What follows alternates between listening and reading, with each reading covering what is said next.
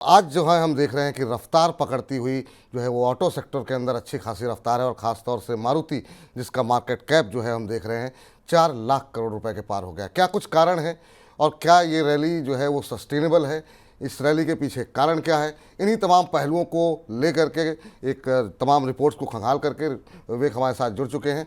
विवेक, बताइए क्या कुछ कारण है मारुति की इस रफ्तार के पीछे और क्या कुछ आंकड़े निकल करके आ रहे हैं? शुक्रिया विपुल जी। अगर हम देखें तो 4 लाख करोड़ के पार मार्केट कैप पहुंच चुकी है मारुति की। अगर हम देखें तो ऑटो सेक्टर में ऑलरेडी शिखर पर ही रहती है ये कंपनी, लेकिन अब अपने क्लोज कॉम्पिटिटर से काफ़ी आगे निकल चुकी है।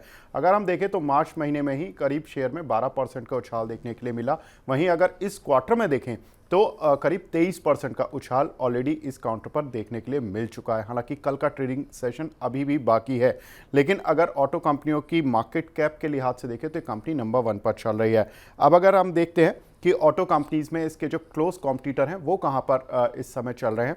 मारुति 4 लाख करोड़ 12,700 के हिसाब से ये 4 लाख करोड़ की वैल्यू बन रही है आज। साथ ही अगर देखें तो टाटा मोटर्स जिसकी मार्केट कैप करीब 3,30,000, साथ ही अगर देखें बजाज ऑटो 2.6, वहीं महिंद्रा एंड महिंद्रा 2.32।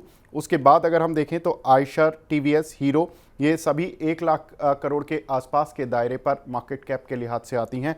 वहीं अगर देखें तो अशोक लेलैंड 50,000 करोड़ की मार्केट कैप रखती है, और ओलेक्ट्रा ग्रीन जो कि ईवी की एक बड़ी प्लेयर, उसके बावजूद भी इस कंपनी की मार्केट कैप बहुत अच्छा शेयर चला, लेकिन 15,000 करोड़ पर पहुंची है।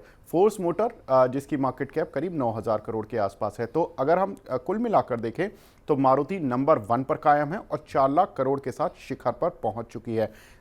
सबसे इंपॉर्टेंट पॉइंट कि ये इतना अच्छा काउंटर का परफॉर्मेंस क्यों आया, क्यों ब्रोकरेज हाउसेज बुलिश हैं इस काउंटर पर। तो एक इंपॉर्टेंट खबर जो कि इस कंपनी के साथ जुड़ रही है वो है कि जीएसटी प्लस सेस मिलाकर जो हाइब्रिड कार पर टैक्स लाइबिलिटी बनती है वो 43% की बनती है। यानी कि अगर आप हाइब्रिड कार लेते हैं तो 43% की ड्यूटी बनती है, जिसकी वजह से कारें महंगी हो रही हैं। ज़्यादातर रिपोर्ट्स ये कहती हैं कि अब ये जो जीएसटी प्लस सेस की जो टैक्सेबल जो लिमिट होगी ये 27% तक आ जाएगी। यानी कि जो टैक्स होगा ये 27% पर आ जाएगा, घटकर 43% से, जिसकी वजह से जो कार होंगी वो 3 से 7 लाख रुपए सस्ती हो जाएंगी, और उसका मेजर जो बेनिफिट मिलेगा वो मारुति को मिलेगा। मारुति के साथ दूसरी बड़ी एक जो पॉजिटिव चीज चल रही है वो इन्होंने जो टोयोटा के साथ जो पार्टनरशिप की, उसमें जो ये नए वेरिएंट्स अब लॉन्च करते जा रहे हैं उस पर रेस्पॉन्स बहुत जबरदस्त आ रहा है, जिसकी वजह से ब्रोकरेज हाउसेस बुलिश होते जा रहे हैं।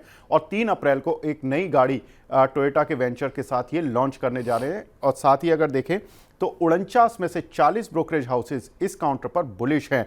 वहीं 6 हाउसेज इस काउंटर पर होल्ड की रेटिंग रखते हैं और 3 ही हैं जिन्होंने की शेयर को बेचने की सलाह दी है। तो हमने उन ब्रोकरेज हाउसेज की रिपोर्ट्स भी देख ली कि उनके क्या टारगेट्स आ रहे हैं, ज़्यादा बुलिश कौन है और ज़्यादा बियरिश कौन है। तो सेंट्रम जिसका जो टारगेट सबसे ज़्यादा है 15,802 का इस काउंटर पर बना हुआ है, बाय रेटिंग है। सिटी का लक्ष्य इसमें बाय की रेटिंग के साथ 14,200 रुपये का है। सीएलएसए का लगभग टारगेट अब अचीव होने को है। एक्यूमुलेट की रेटिंग थी 12,890 की। एमके जिन्होंने कि रिड्यूस करने की सलाह दी इस काउंटर पर 10,700 के लक्ष्य के साथ, और साथ ही एक्सिस कैपिटल जिनकी सेल रेटिंग है 9,000 के लक्ष्य के साथ। चलिए, तो अलग अलग ब्रोकरेज हाउसेस की अलग अलग रिपोर्ट है यहाँ पर, और इसमें एक बार रिपोर्ट्स जरा फिर से जरा स्क्रीन पर दिखा दीजिए। तमाम दर्शक जो है लक्ष्य पर ज़्यादा फोकस करते हैं तो उनको जो है कम से कम और स्पष्टता मिल सके। तो यहाँ पर जो है सेंट्रम और सिटी पॉजिटिव हैं, और यहाँ पर 15,802, 14,200 के टारगेट निकल के आ रहे हैं। अभी 12,611 पे शेयर चल रहा है, तो 200-300 रुपये के अपसाइड की संभावना यहाँ पर जताई जा रही है। एक्यूमुलेट करने की सलाह दी जा रही है सीएलएसए की तरफ से। 10,700 के लक्ष्य यहाँ पर, माफ़ करिए 12,890 के लक्ष्य यहाँ पर दिए जा रहे हैं। 2 ब्रोकरेज हाउसेज हैं जिनको कि यहाँ पर अब जो है नकारात्मक रुख उनका थोड़ा सा है। एमके कह रहा है रिड्यूस करें, और एक्सिस कैपिटल कह रहा है बेस्ट करके चलें, 9,000 तक नीचे जा सकता है। लेकिन ज़्यादातर ब्रोकरेज हाउसेस जो है वो सकारात्मक रुख रख रहे हैं। अब जरा अरुण जी से समझ लेते हैं उनकी टिप्पणी क्या है इस पर। अरुण सर, कई सारी सकारात्मक चीज़ें हो रही हैं मारुति के अंदर।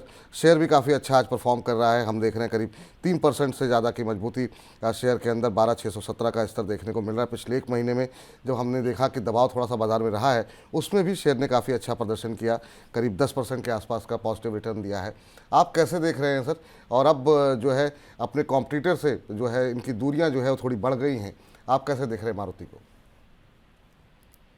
तो जी स्टॉक को मैं फंडामेंटली भी थोड़ा डीपली ट्रैक करता हूँ। इसमें जो हाइब्रिड मॉडल्स आए हैं, जो सीएनजी मॉडल्स निकाला है, उसकी वजह से एक टर्न अराउंड कंपनी के ओवरऑल वैल्यूएशन पे भी नजर आ रहे हैं। जो चीज आपको ऑन ग्राउंड भी नजर आ रही है, तो डेफिनेटली इसका असर आपको स्टॉक प्राइस से भी देखने को मिला है। पर मेरा नेक्स्ट टारगेट 13,000 के आसपास ही है, जो कि यूजुअली टेक्निकल टारगेट्स निकाल के रखते हैं। तो 13,000 जो कि सीएलएसए के टारगेट्स के आसपास है, उसी के टारगेट मुझे लग रहा है 13,000 के आसपास एक बार स्टॉक रुकना चाहिए।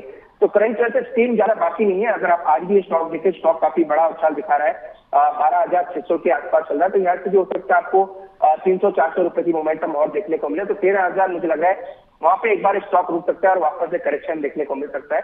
स्टॉक डेफिनेटली मजबूत है, पोर्टफोलियो वाला स्टॉक है। कभी स्टॉक को एग्जिट करने की राय उससे नहीं दी थी।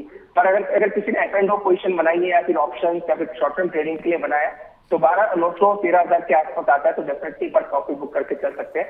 एक रिट्रेसमेंट आ सकता है वापस 12,000 12,200 तक, तो वापस री एंट्री करके चल सकते हैं। पोर्टफोलियो के लिए लेकर रखा है तो कोई दिक्कत वाली बात नहीं है। डेफिनेटली पोर्टफोलियो वाला स्टॉक है, किसी भी गिरावट से स्टॉक को बाय करके चल सकते हैं। शॉर्ट टर्म के टारगेट्स 12,900 13,000 के आसपास की नजर आते हैं। 12,900 13,000 के लक्ष्य छोटी अवधि के लिए निकल करके आ रहे हैं। अगर पोर्टफोलियो में हैं तो निकलने की सलाह कतई नहीं है। और अगर आप खरीदारी करना चाह रहे हैं तो किसी भी गिरावट में मारुति के अंदर खरीदारी करके चल सकते हैं।